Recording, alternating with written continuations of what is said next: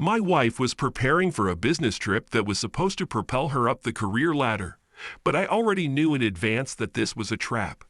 The fact is, my wife agreed to spend the night with one of the clients and wanted to do it all in secret from me.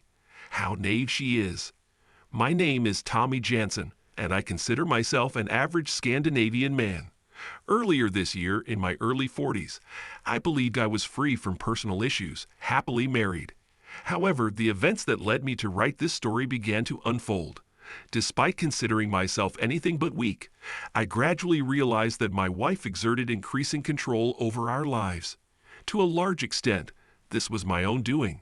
Far too often, I chose the path of least resistance, yielding to her in matters I deemed unimportant. Yet I began to notice these differences in opinion occurring more frequently, prompting me to take a stand and put an end to it before it became the norm. Sandra, my charming 39-year-old wife, employed a straightforward strategy. She provided affection and delicious meals when things aligned with her preferences, but withheld them when I voiced objections and didn't yield to her wishes. Yet my primary motivation for taking the path of least resistance often stemmed from being too preoccupied to deal with such daily affairs.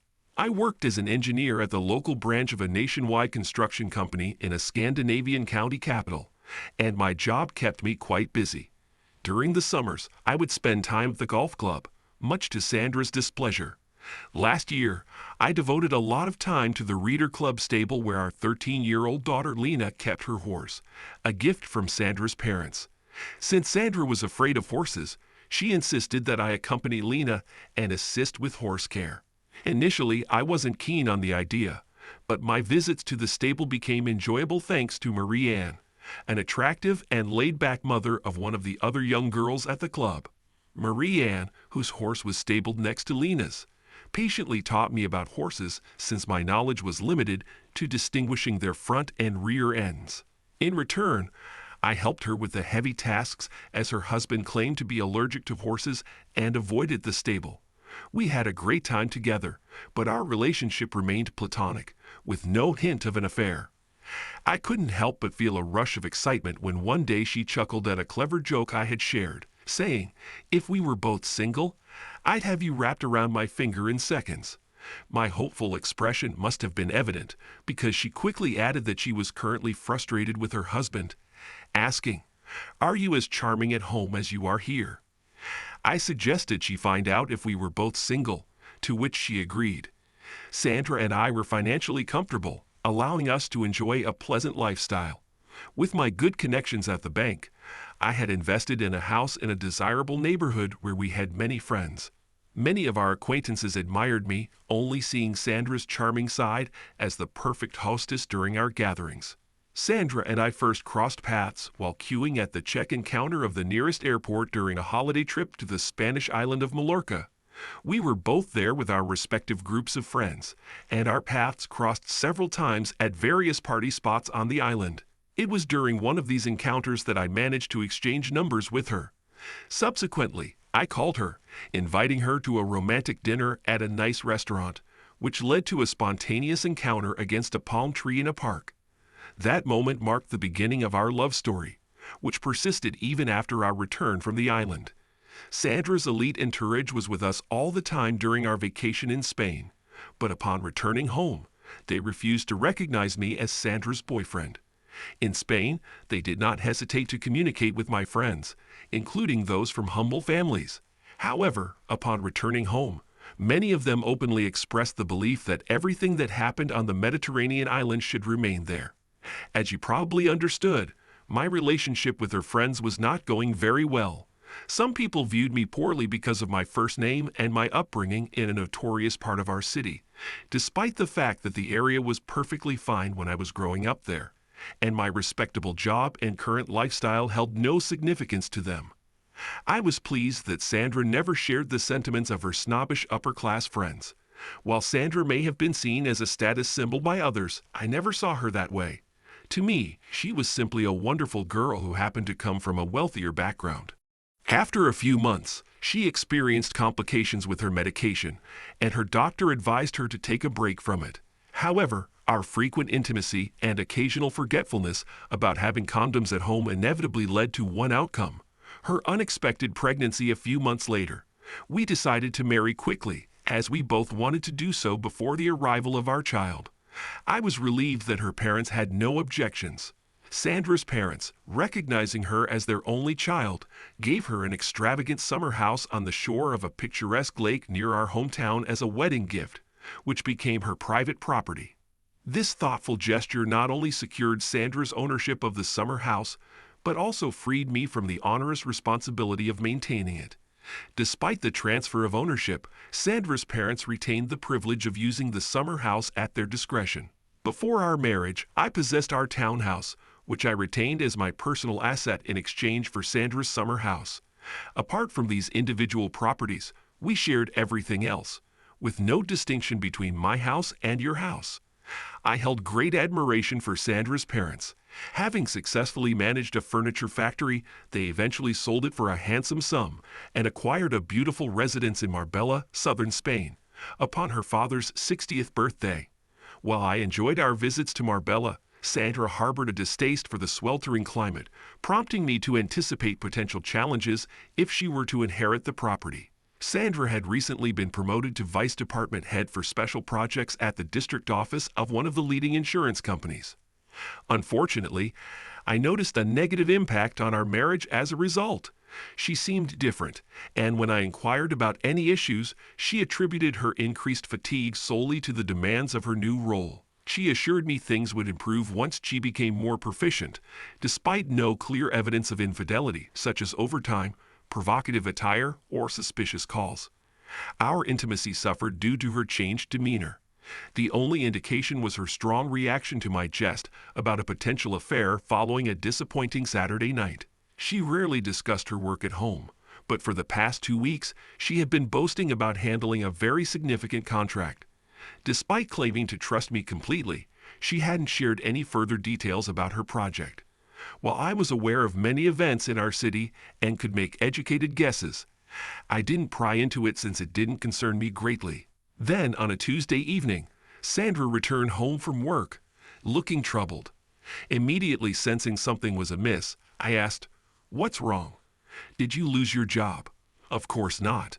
Quite the opposite, actually. We've nearly finalized our major project with a successful deal," she replied. I was so familiar with her that I immediately noticed something was troubling her. She was far from being in a cheerful mood, despite the successful deal. "Please don't try to deceive me. I can sense that something is bothering you," I insisted. "Yes, you're partly right because I have another important project on my mind, and it's connected to the first one," she confessed. "Well, such things do happen. What seems to be the issue?" I asked. "The second project requires travel out of town, possibly overnight stays now and then. The first trip is scheduled for this Friday, if you're okay with it," she explained. I had a strange feeling about the buried dog when she tried to share the good news about a successful deal. But before she mentioned her main problem, a strange business meeting on Friday evening, which would arouse the suspicions of any sane person. She didn't seem happy about divulging this trivial question, so I asked, "Where are we going?" Sandra disclosed the name of a small coastal town just 45 kilometers away, connected to us by a decent road. This revelation nearly knocked me out of my chair with surprise. Now I started to suspect she had gotten herself into some serious trouble. Nevertheless, I maintained the facade of ignorance and asked, "Planning to stay overnight there when it's only a half-hour drive back?" "Our client's responsible manager won't be available until 5 o'clock, and we'll need some time to inspect the property before we can finalize the initial deal. Afterward, I'll be responsible for hosting him at dinner as my company has arranged at the Seaside Inn to commemorate our first deal and discuss future business opportunities," she explained. There's nothing unusual about that.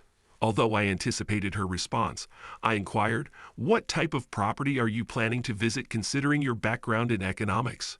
"It's a sizable leisure area with 45 holiday chalets," she answered. It turns out my suspicions were right all along. Sandra had been involved in business with Oscar Peelborg, who clearly had taken advantage of Sandra and her incompetent boss. I've known Oscar since we were kids, growing up in the same area. Back when he was a car salesman, Oscar sold a car to the daughter of the local slumlord, befriended her, and eventually married her. After they had 2 children, their marriage evolved into some sort of unconventional open arrangement, with her secretly dating other women and Oscar boasting about his affairs with various often married women at his leisure spot where he owned a well-equipped chalet. Oscar and his wife had a mutual agreement to keep all their extramarital activities discreet and away from their hometown. Oscar was warmly embraced by his wealthy wife's family, as the son of the slumlord lacked the intellect to contribute to the expanding family enterprise. However, Oscar possessed the ruthlessness required to excel in that business. Being deeply involved in the local construction industry, I had heard numerous rumors about Oscar's activities. It was known that he recently acquired an entire area with approximately 500 somewhat dilapidated apartments from the community. These apartments couldn't afford the costly upkeep, and the community wanted to dissociate themselves from the negative reputation of owning a property in rapid decline, bordering on becoming a full-fledged slum. Oscar, on the other hand, never encountered such issues. I opted to continue participating in her plan for a bit longer and remarked, "This does seem like quite an unusual situation. Will the dinner truly last the entire night? How many colleagues from your office will be attending?" "Just me this time, and there will be some fine wine as part of this significant celebratory dinner," she replied. "Do you really want me to risk driving under the influence? Just you? Are you confident in your ability to assess those 45 dilapidated chalets, each in varying states of disrepair? I could accompany you and assist, of course, at no charge. And afterward, I can drive you home following your dinner. This isn't a final survey, just a quick assessment to gather more project information. Thanks, but I prefer to handle my responsibilities independently. And have you never considered taxes?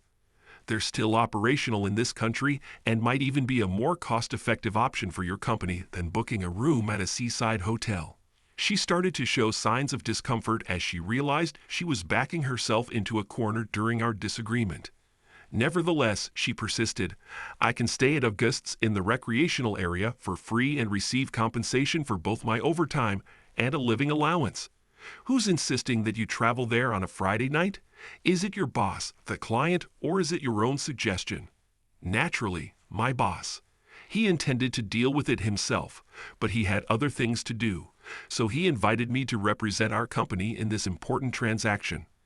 It is an honor for me to take on such a responsibility, and there is no need for you to interfere in my affairs." At that moment, I could no longer restrain myself and exclaimed, "What a pleasure it is to be the object of manipulation by that scoundrel Oscar Pichelborg and star in his adult films for a meager fee. Is self-sacrifice a prerequisite for promotion in this company? For your information, there are hidden cameras everywhere in Oscar's apartment." My outburst stunned her and left her speechless. I kept insisting. "Oscar used to share his latest movies with his buddies at the golf club, and I have no doubt that your debut performance will be the talk of a whole city among his friends and colleagues.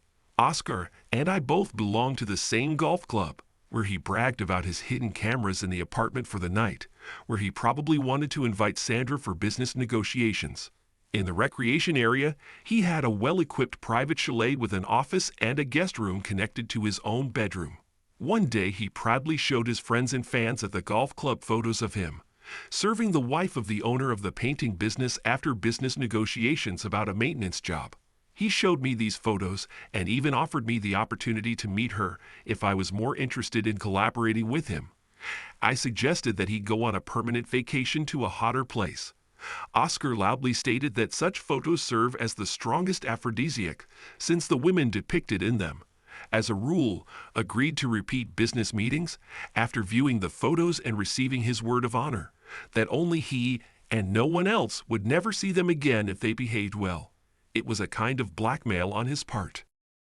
I found it somewhat surprising that he had the audacity to attempt his schemes on my wife, Sandra.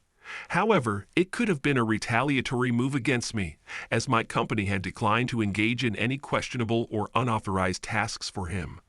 He held me accountable for this and had made veiled threats about repayment with interest during our encounters at the golf club. Oscar's reputation for underhanded tactics was widely known within business circles, and it should have been familiar even to Sandra's boss. Learning that her boss, whom I considered a despicable individual, had somehow convinced my conservative wife to spend a night at Oscar's chalet in exchange for securing a contract nearly floored me. Sandra was not naive. She must have comprehended the implications of spending a night with Oscar. At the moment, she was sitting at the table, tears streaming down her face. This is not what you imagine. It's not like that at all. No, it's much worse. Maybe it's a complete disaster. But if you're determined to be with that disgusting jerk Oscar, then our marriage is over. Do you understand that? She was silent. Then our marriage is over. Do you understand that? She was silent, so I raised my voice. Do you understand that if you sleep with Oscar, our marriage is over? She nodded. Grabbing the phone book, I called Oscar's mother, posing as an old friend, and found out his home number. After dialing it, his wife replied, Emily Pischelborg. I disclosed my true identity to her and mentioned that I was a construction engineer with a pressing matter to discuss with her husband. Politely, I inquired if my friend Oscar was present. Upon learning he was at the golf club, I thanked her for the information. Despite Sandra's continued loud sobbing, I informed her of the urgency of my business and proceeded toward the door. Sandra appeared stunned by my uncharacteristic demeanor, clearly taken aback by this unexpected change. However, I felt compelled to act differently, feeling overwhelmed like the proverbial camel with a broken back. As I reached for the car door, Sandra called out from the entrance, urging me not to do anything reckless or bother Mr. Pilborg. She threatened divorce if I dared to proceed. I headed straight for the golf club, gathering intel on when Oscar and two others had teed off. Anticipating Oscar to be around holes 14 or 15, I set off in that direction. Finding them on the green of number 15, Oscar spotted me from afar and grasped my intent. He dropped his club and bolted. It took nearly 100 meters to catch up and subdue him. No time for debates. I unleashed my fury on him, intent on settling the score for the havoc he wreaked on my marriage. He deserved every blow and then some. Aware of the ticking clock before his cohorts intervened, I made sure to make it a day he'd never forget. I knocked him down with a couple of hard punches, and I also managed to land a couple more punches before his friends and several other players prevented me. I warned them not to interfere and headed to the clubhouse where I parked my car. As I reached the clubhouse, I found a police car with two young officers waiting for me. They politely offered me the option of cooperating peacefully, to which I agreed, and I got into the back seat of their car without much conversation. The journey to the police station was quiet, and upon arrival I was escorted to a small office where another officer proceeded to question me extensively. I narrated the incident involving my childhood friend, Oscar, who harbored envy towards me due to my beautiful wife. He had the audacity to suggest that she engage in inappropriate acts to secure his business contract. Continuing, I recounted our encounter at the golf club, where he attempted to isolate me for a confrontation. Fortunately, I managed to fend off his aggressive advances. Though I doubted the officer fully believed my account, he recorded it nonetheless. After signing my statement, I was detained while he contacted a prosecutor. Approximately 5 hours later, I was released from custody and escorted back to the clubhouse by a police patrol. I was aware that my chances of avoiding a trial were quite high, as such cases often accumulated in a backlog, and if no action had been taken within 2 years, the case would be dismissed. When I returned to the house, Sandra was still in the kitchen. She asked, "Where were you?" "At the police station." "The police station? What on earth were you doing there?" "Not much, just answering their questions about what happened to your friend Oscar at the golf club." Suddenly, her face went pale and she exclaimed, "Oh my God, what did you do to Oscar Pilborg?" "Not my fault that he's such a fragile creep. He attacked me and ended up in the hospital." Admittedly, my account veered from reality, but I felt compelled to stick to the narrative I presented to the police, just in case they pursued inquiries at her workplace and questioned her colleagues. Sandra glanced at me, tears welling in her eyes, and uttered softly, "I'll sleep in the spare room tonight." I listened as she secured the spare room door from within, realizing that our marriage had seen far happier days. The next morning, Sandra rose early, and the only words she spoke to me before heading to work were about the need for a serious conversation that evening. I nodded in agreement. When I started my new job, my initial task was reaching out to the lawyer who had previously handled some matters for the company. Known for his toughness and effectiveness, we had developed a friendship over the years. He agreed to assist me in pursuing Sandra's employer. Within 30 minutes, he called me back, arranging a meeting with the district chief at Sandra's workplace for that very afternoon. Promptly at 2 o'clock, my lawyer and I were escorted to the district chief's office, where both he and Sandra's boss awaited our arrival. It's clear that the insurance company directors held my lawyer in high regard, as they conceded to many of his points. Sandra's boss appeared very fearful, and my lawyer intimidated him into admitting that despite being aware of Oscar's reputation, he had insisted that Sandra accompany Oscar for a superficial survey of the chalets and then spend the night with Oscar. He denied discussing any vulgar actions, but my lawyer argued that even a fool would understand Oscar's expectations. The boss was sweating when my lawyer accused him of facilitating illegal activities and outlined the legal consequences of such use of women.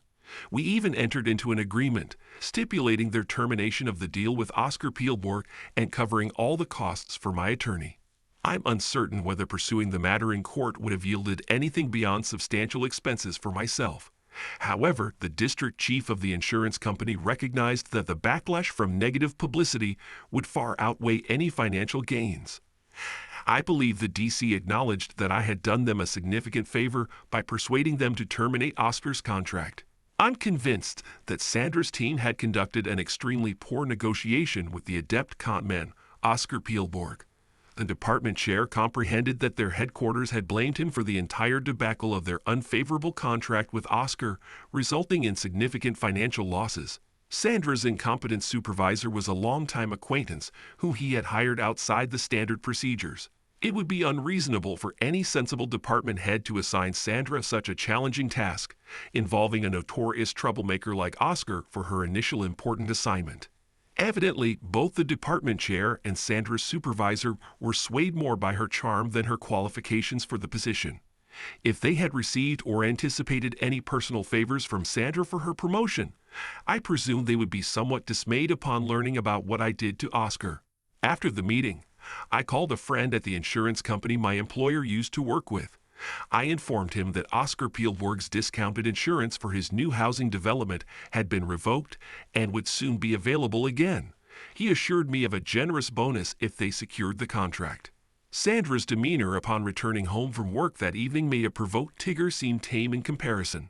Frankly, amidst her yelling, I couldn't make out much of what she said, but it was clear that she didn't consider me a beloved husband, at least for the moment. She hastily packed a suitcase, mentioned something about the summer house, and stormed out.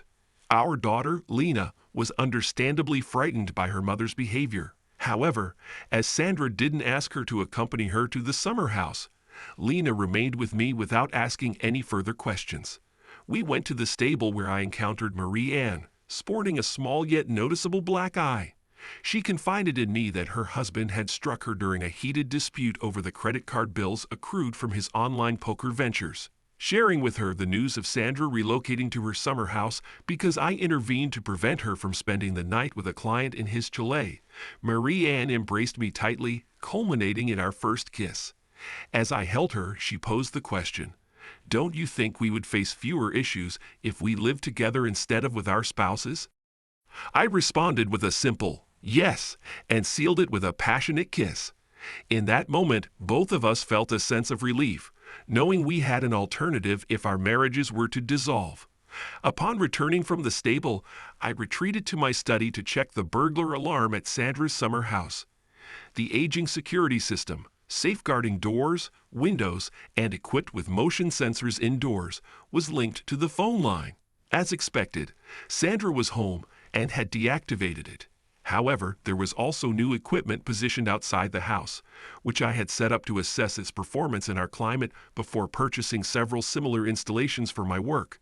When anything, a car or a person, approached within 50 meters of the house, it triggered a digital camera concealed within a simulated bird's nest box. This camera captured images of the approaching object and transmitted alerts and images to my cell phone via GPS on the new high-speed 3G network. Since this equipment was part of a work-related test, Sandra never inquired about its operation when I obtained her permission to conduct the test there. Although I paid little attention to it on Wednesday and Thursday evenings, I noticed that her car was the only one parked outside the summer house. After finishing work on Friday, I ran some errands and then accompanied Lena to the supermarket for groceries before preparing dinner. Since Sandra hadn't attempted to reach out since her departure, I decided not to contact her either. I eagerly anticipated meeting Marie Ann at the stables on Saturday. Around 6:30, my cell phone alarm went off, and upon checking the camera feed, I spotted a silver metallic Lexus SUV parked alongside Sandra's car. Knowing that the only Lexus SUV in town belonged to Oscar, I realized that trouble was brewing. Given that Lena, at 13, was accustomed to being home alone for short periods, especially on sunny summer evenings, she understood my absence. With minimal traffic, I reached the summer house in under 30 minutes, parking in a spot where my car couldn't be seen. Quietly, I approached the house, unlocked the front door with my key, and entered. There was no one in the spacious living room, but I heard a woman screaming from the master bedroom. I turned on the recording function on my mobile phone and went over to her. Outside the room, I heard Sandra screaming, "No, no, no. I've never agreed to anything like this." Then a man's voice rang out, "Shut up. Max promised me to have a good time, and I'll show you what it means." Sandra replied, "You've already received more than enough. Stop it, please." Oscar's voice, full of anger because the woman wasn't listening to him, rang out, "Ordinary intimacy is boring. When I say have a good time, it means whatever I want." The next sound coming from the bedroom was the sharp sound of a hand hitting something hard. After making enough audio recordings, I quickly switched my mobile phone to camera mode by selecting the best picture setting, which allowed me to take 9 pictures at the touch of a button. As I understood it, Sandra had already satisfied Oscar, but he demanded something else, and she was already against it. I decided that he would pay dearly for his actions towards the girl. I understood that my marriage was ruined, but I will not tolerate a woman being treated like this. Unnoticed by Sandra and Oscar, I entered the room. They discovered me only when the camera flash illuminated the space. They were both lying on the bed. Oscar, sporting a black eye and a bruise on his cheek from our previous encounter, lay as if nothing had happened. Before Oscar had time to realize the situation, I hit the phone and struck a powerful blow. I continued to work with my hands until he stopped his feeble attempts to defend himself. Although he was conscious, he offered no resistance when I grabbed his ankles and dragged him to the car. Placing it so that the license plate was visible, I took out my phone, switched it to video mode, pressed the record button, unzipped my trousers, and began to pour yellow liquid over Oscar. He didn't make the slightest attempt to escape, even when the yellow liquid splattered his face. When I finished, I warned him that if he dared to spread rumors that he had slept with my wife, this humiliation would be broadcast on the internet. In the end, I shouted at him to get out, otherwise he would have to face the consequences in the form of a crashed car. When he didn't obey immediately, I grabbed a large rock and threw it at the windshield, causing it to shatter. Oscar quickly jumped into the car. Although I was aware that my actions were those of a psychopath, my contempt for people who treat women so inappropriately, in my opinion, justified them. In the eyes of most, I just gave him what he deserved. Now Oscar was forced to remain silent, otherwise he would be disgraced all over the internet. When I returned to the house, I found that Sandra was already taking a shower, and the door was locked. Looking around the bedroom, I noticed that her clothes and Oscar's belongings were neatly arranged on chairs on opposite sides of the bed. I took some photos and tried to recreate the scene as if there had been an attack and that Sandra really needed help. I did this in case Oscar went to the police. I grabbed a plastic trash bag and threw Oscar's stuff into it. Then I wrote a short note to Sandra. "Dear Sandra, I swore to end our marriage if you cheat on me with that bastard Oscar. Well, now you've got what you wanted, Tommy." Anticipating that she would stay in the shower until I left, I took my bag and headed straight to Oscar. The garage door stood open, yet Oscar's car remained out of sight. With my bag in hand, I approached the front door and rang the bell. When Oscar's wife greeted me, I handed her the bag and recounted the truth of how I stumbled upon these items in the master bedroom of my summer house. Then I wove a somewhat fabricated tale about poor Oscar fleeing in haste, leaving behind my unclothed wife and his possessions, only to trip on the doorstep, likely injuring himself. Much to my surprise, she offered a smile and expressed gratitude for my care of his belongings. Upon returning home, I informed Lena that her mother and I were experiencing difficulties and would likely reside separately for the time being. However, I assured her that she could still spend time with either of us as she wished. She responded that it was fine with her, citing several of her friends who lived with separated parents, and noted that it typically worked out without issues. Later, I reasoned that it wouldn't hurt if Sandra's parents heard my side of the story first. So I called them in Spain and explained that I had discovered Sandra with Oscar Pielborg, one of the most notorious individuals in town, at her summer house. I conveyed that our marriage was irreparable because of this.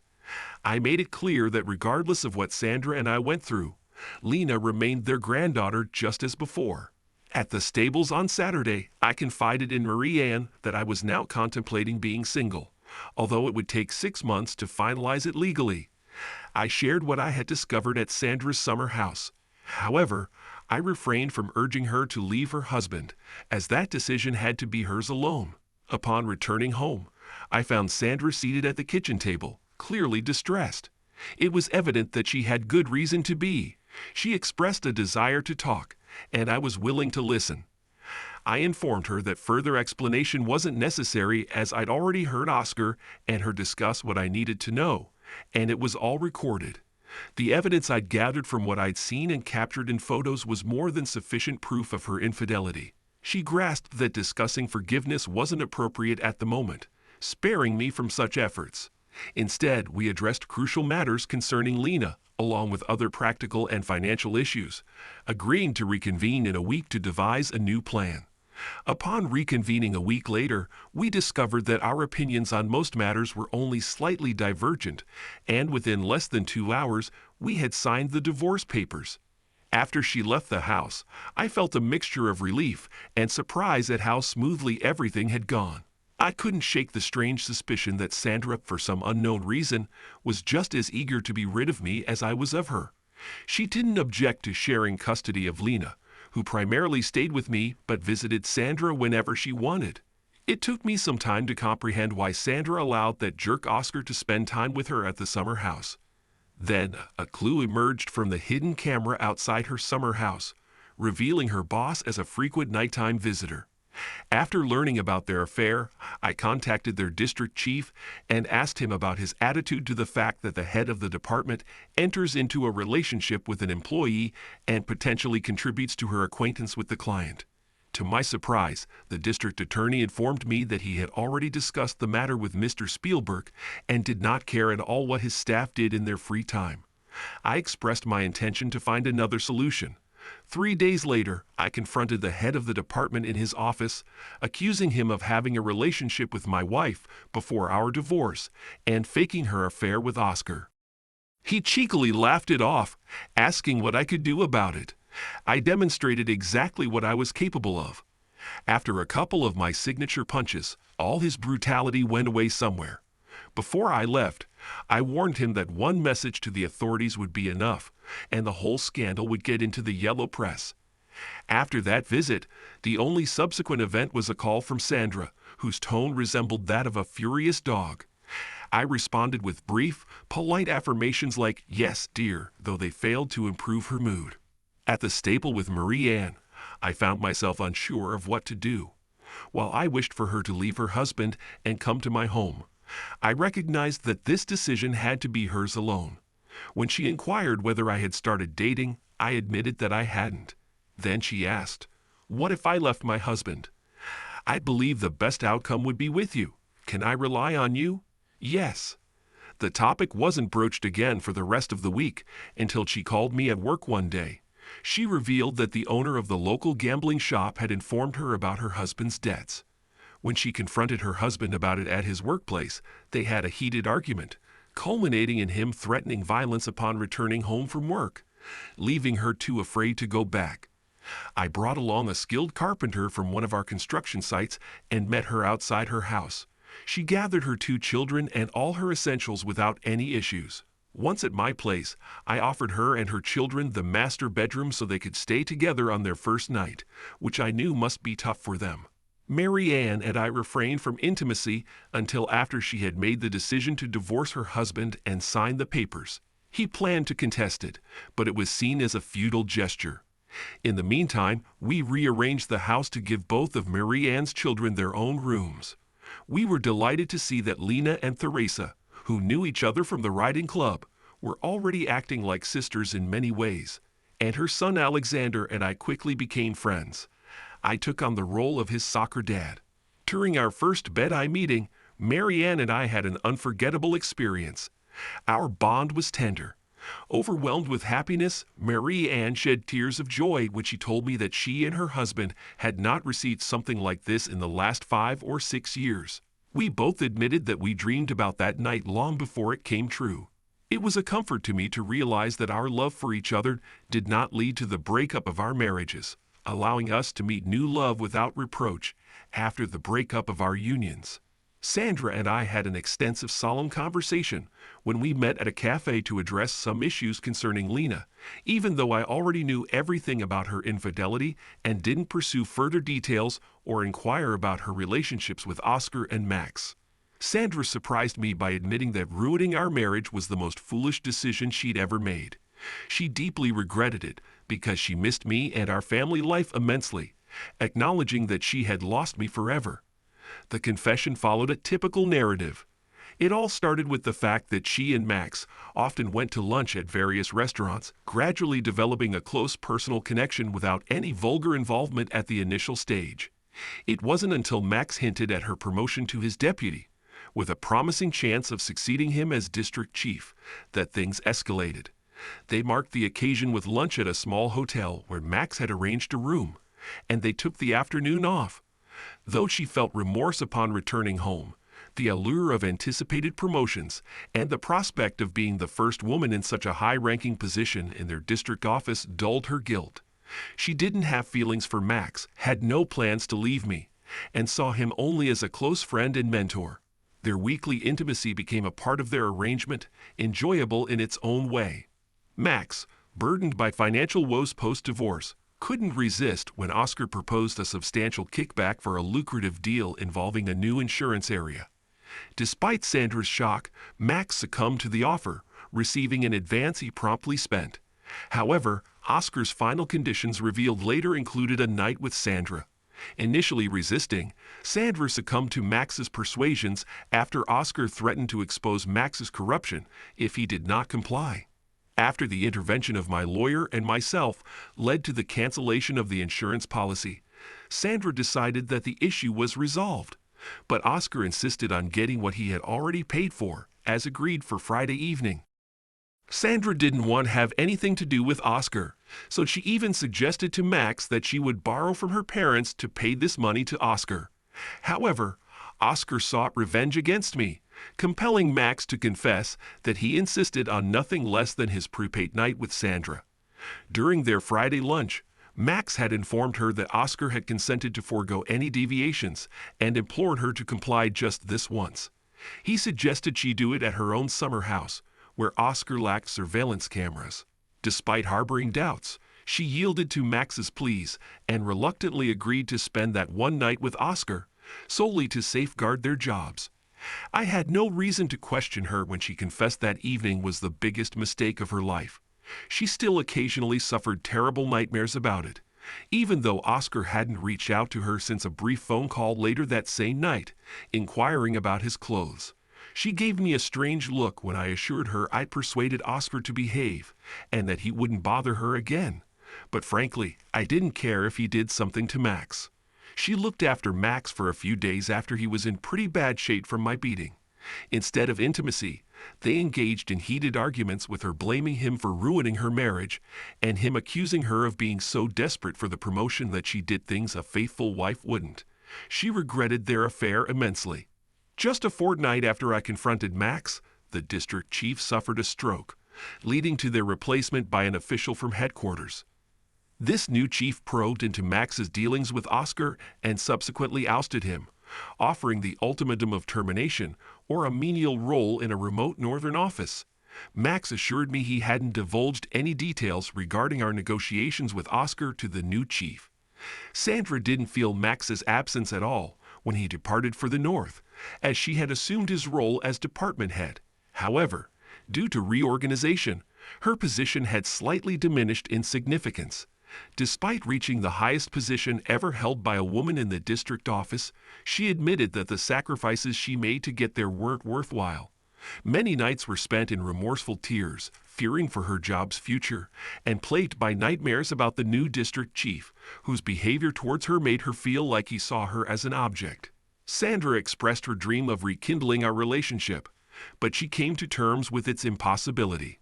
She found solace in going on 2 dates with a kind man, planning to be honest with him about her past and let him decide if her background or future mattered more to him. If the new district chief made any advances, she preferred to create a scandal and leave her job.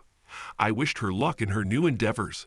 2 months after Marianne and her children joined Lena and me in my home, we were enjoying life as a blissful family. Laughter and joy filled our home constantly.